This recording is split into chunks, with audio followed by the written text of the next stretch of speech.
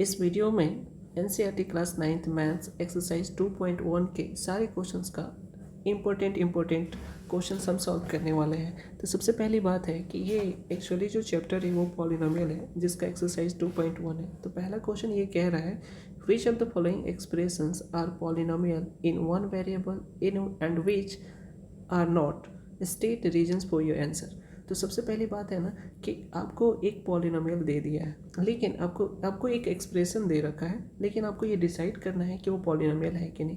तो मेरा कंसर्न ये है कि कोई भी पॉलिनोमियल, फॉर एग्जांपल, जिसमें दो तरह की चीज़ें होती है, एक जिसको हम कहते हैं वेरिएबल और दूसरे को हम क्या कहते हैं, कांस्टेंट कहते हैं, ठीक है।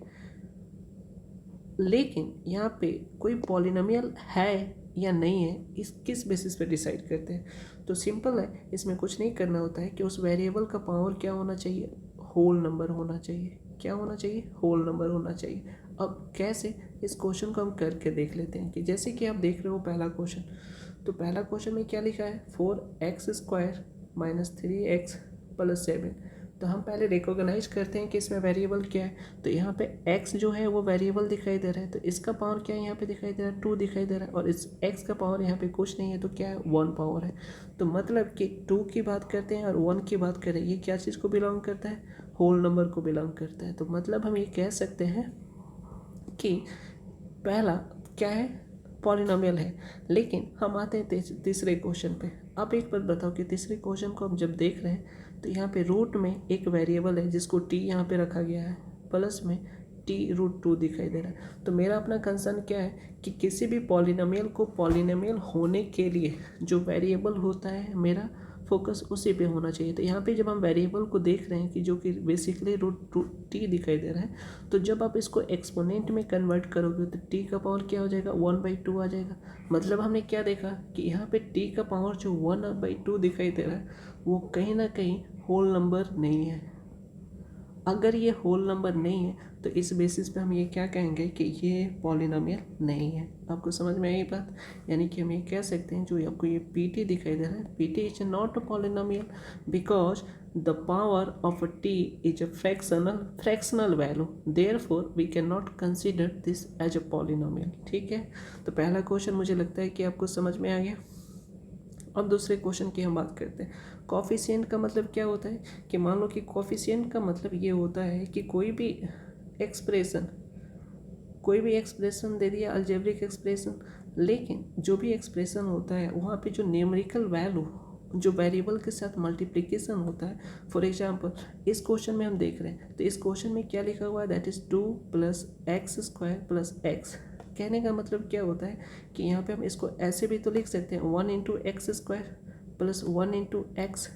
तो इस क्वेश्चन में हमको क्या पूछ रहा है कि क्वेश्चन में ये पूछ रहा है कि x² का कोएफिशिएंट बताना है। तो कोएफिशिएंट का मतलब होता है कि इस x² के साथ न्यूमेरिकली कौन मल्टीप्लिकेशन में है, तो इसका आंसर क्या हो जाएगा, 1। तो कोएफिशिएंट ऑफ x² = 1 हो जाएगा। मुझे लगता है कोएफिशिएंट भी समझ में है। उसी तरह से आपसे पूछ देगा कि आपको बताना है कि x का कोएफिशिएंट क्या होगा।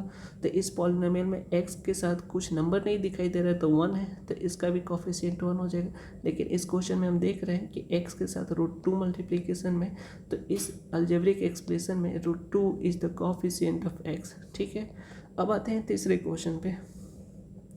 तीसरा क्वेश्चन को हम पढ़ते हैं। इसमें क्या पूछ रहा है कि give one each of the following of a degree 35 end of monomial of a degree 100।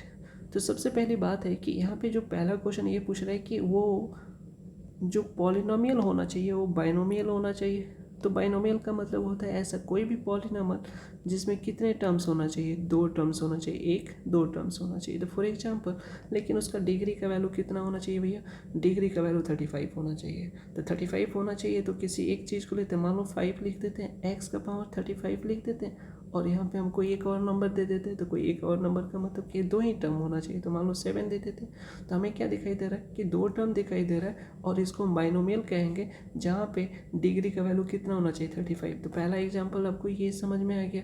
अब दूसरा कह रहा है मोनोमियल का बताना है आपको। तो मोनोमियल का मतलब क्या होता है, तो मोनोमियल का मतलब एक ही टर्म होना चाहिए। मोनो का मतलब एक होता है, अब मियल लगा दिया तो एक पॉलिनोमियल की बात कर रहा है जहाँ पे नंबर ऑफ़ टर्म्स कितने होना चाहिए, तो नंबर ऑफ़ टर्म्स जो भैया होना चाहिए वो 1 होना चाहिए। तो फॉर एग्जांपल जब हम px की बात कर रहे हैं तो कोई भी लिख लो, लेकिन यहाँ पे डिग्री कितने होने चाहिए, डिग्री 100 होना चाहिए। तो क्या हम t⁻100 लिख सकते हैं, तो ये भी आंसर आपका हो जाएगा। क्या 5t⁻100 लिख सकते हैं, ये भी आंसर हो जाएगा, क्योंकि इसमें नंबर ऑफ़ टर्म्स 1 दिखाई दे रहा है, देयरफॉर हम इसको मोनोमियल कहेंगे। और डिग्री 100 की बात कर रहे हैं तो पावर ऑफ 100 दे देना, दैट विल बी आंसर। ठीक है, तो मुझे लगता है कि क्वेश्चन 3 भी कंप्लीट हो गया। अब आते हैं क्वेश्चन 4 पे। तो क्वेश्चन 4 को आप थोड़ा सा पढ़ लो।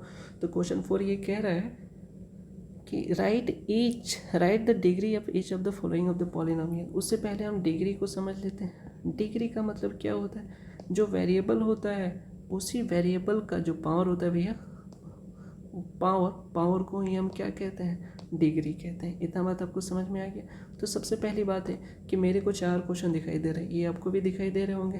तो आप एक बात बताओ कि पहले के केस में मैक्सिमम डिग्री की हम बात करते हैं, किसी ऐसे टर्म को चुनो जहाँ पे डिग्री मैक्सिमम होना चाहिए। तो इसको देख रहे हैं तो x का पावर केवल 1 दिखाई दे रहा है, बट इसको देख रहे हैं तो 2 दिखाई दे रहा है, लेकिन इसको देख रहे हैं तो 3।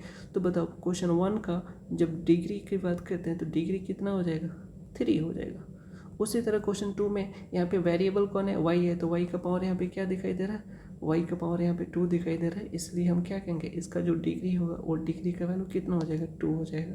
और आप एक बात बताओ कि इसमें t है, t वेरिएबल है, t का पावर कुछ नहीं तो 1 है, तो इसका डिग्री का वैल्यू कितना हो जाएगा, 1। बट इस केस में हम देख रहे हैं कि अगर क्या, आप एक बात बताओ कि 3 को हम x के पावर 0 लिख सकते हैं क्या, मतलब कि चौथे क्वेश्चन की हम बात करें, इसके डिग्री की बात किया जा रहा है। तो कहीं ना कहीं 3 इंटू एक्स के पावर हम 0 लिख सकते हैं। तो इसका डिग्री, हम वेरिएबल की बात करते हैं ना भैया, तो वेरिएबल यहाँ पे आपको दिखाई दे रहा है, तो इस वेरिएबल का पावर की बात करते हैं 0, तो इसका डिग्री कितना हो जाएगा, 0 हो जाएगा। लेकिन उससे पहले आपको ये समझना होगा कि x का पावर 0 का मतलब क्या होता है कि कोई भी नंबर हो, जब उसका पावर आप 0 कर देते हो ना, तो ये नंबर 1 के इक्वल हो जाता है। ठीक है, मतलब कि क्या होता है कि 3 को आप अल्टीमेटली 1 से मल्टीप्लाई करो तो अल्टीमेटली यही नंबर आया, यानी कि 3 को हम लिख सकते हैं 3 मल्टीप्लाई बाई एक्स का पावर 0। तो इसका मतलब क्या हुआ, इसका डिग्री की बात कर रहे हैं तो डिग्री में वेरिएबल का पावर हम कंसिडर करते हैं, तो वेरिएबल यहाँ पे इसका पावर 0 है तो 0 आंसर। ठीक है, अब आते हैं क्वेश्चन नंबर 5 पे। क्वेश्चन नंबर 5 में पूछ रहा है लीनियर, क्वाड्रेटिक और क्यूबिक की बात कर रहा है। ठीक है, अब एक बात बताओ कि ऑन व्हाट बेसिस, किस आधार पे हम कहते हैं कि कोई लीनियर है। तो सबसे पहली बात हम किसकी बात करते हैं, लीनियर की बात करते हैं। तो लीनियर का मतलब होता है कि कोई भी एक्सप्रेशन, अलजेब्रिक एक्सप्रेशन की बात करते हैं जहाँ पे वेरिएबल की हम बात करते हैं, तो वेरिएबल का पावर 1 ही होना चाहिए, मतलब कि इसका जो पावर होना चाहिए वो कितना होना चाहिए, वो इक्वल टू 1 होना चाहिए। या हम डिग्री की बात करते हैं, डिग्री क्या होना चाहिए, 1 होना चाहिए। तो आप एक बात बताओ, ये इसको हम लीनियर कहते हैं। ठीक है, अब दूसरा आते हैं हम, फॉर एग्जांपल कि इसमें ये देख लो क्वेश्चन नंबर ये 5, इसका डिग्री का पावर 1 है, और कौन सा है होगा, ये होगा 4 होगा, तो ये आपका कौन होगा, लीनियर। ये भी आपका क्या होगा, लीनियर। उससे पहले आते हैं, अब आते हैं कि क्वाड्रेटिक की बात करते हैं। जब हम क्वाड्रेटिक की बात करते हैं तो इसका जो वेरिएबल होना चाहिए, इसके वेरिएबल का जो पावर होना चाहिए, पावर कितना होना चाहिए, 2 होना चाहिए।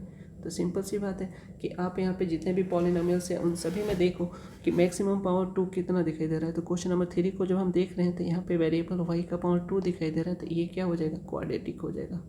मुझे ये समझ में आया। और क्यूबिक का मतलब क्या होता है, जिसका पावर 3 होना चाहिए, तो कौन होगा, ये दिखाई दे रहा है आपको, अगर नहीं दिखाई दे रहा तो थोड़ा सा जूम मैं कर दे रहा हूँ।